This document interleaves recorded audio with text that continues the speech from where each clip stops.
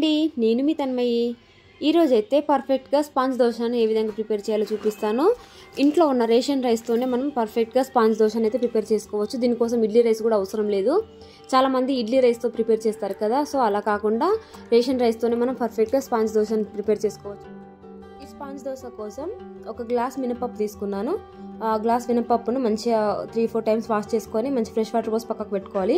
అలాగే ఏ గ్లాస్తో అయితే మనము మినపప్పు తీసుకున్నామో అదే గ్లాస్తో 2 గ్లాసెస్ రేషన్ రైస్ తీసుకున్నాను.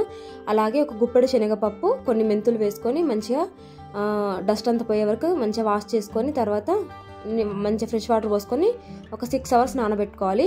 ఇక్కడ మనం రేషన్ రైస్ యూజ్ చేస్తాం కాబట్టి అందులో చాలా డస్ట్ ఉంటుంది. సో దాన్ని మంచిగా మనం డస్ట్ అంతా పోయే వరకు మంచిగా వాష్ చేసుకొని మనం ఒక 6 అవర్స్ అయితే నానబెట్టుకోవాలి వీటిని.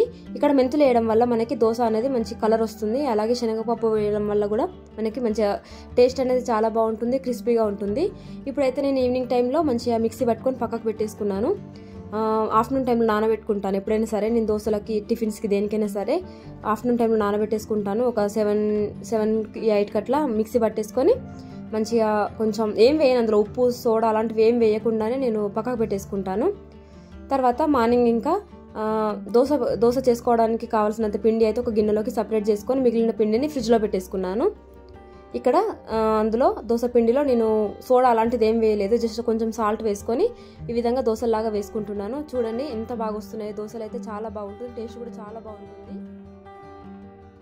ఈ పిండిని మనం స్పాంజ్ దోశలాగా వేసుకోవచ్చు, లేదంటే పేపర్ దోశలాగా కూడా వేసుకోవచ్చు.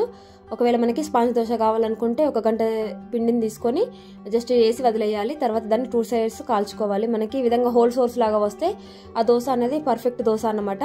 అలాగే దీన్ని మనము పేపర్ దోశలా కూడా ప్రిపేర్ చేసుకోవచ్చు. చాలా బాగుంటుంది టేస్ట్ కూడా, ఎందుకంటే మనం శనగపప్పు వేసినాం కాబట్టి టేస్ట్ బాగుంటుంది. చూసారు కదా, చాలా ఈజీగా సింపుల్గా ఇంట్లో ఉన్న రేషన్ రైస్తోనే మనకు నచ్చినట్లుగా దోశలు అనేవి ప్రిపేర్ చేసుకోవచ్చు. దీన్ని అయితే నేను పల్లి చట్నీతోటి తినేసామన్నమాట. దోశలని కూడా ఒక్కొక్క రకంగా తింటారు కదా. కొంతమంది స్పాంజ్ దోశలు ఇష్టపడతారు, కొంతమంది పేపర్ దోశలు ఇష్టపడతారు. మాకైతే ఇంట్లో పిల్లలకైతే పేపర్ దోశలు కావాలి, మాకైతే స్పాంజ్ దోశలు కావాలి. సో ఒక పిండి ప్రిపేర్ చేసుకున్నప్పుడు నేను ఈ విధంగా 2 రకాలుగా చేసిస్తే ఇంకా పిల్లలకు నచ్చింది పిల్లలు తింటారు, మాకు నచ్చింది మేము తింటాము. చూసారు కదా ఫ్రెండ్స్, ఈ వీడియో మీకు నచ్చినట్లయితే please like, share, subscribe. Thank you for watching. Bye.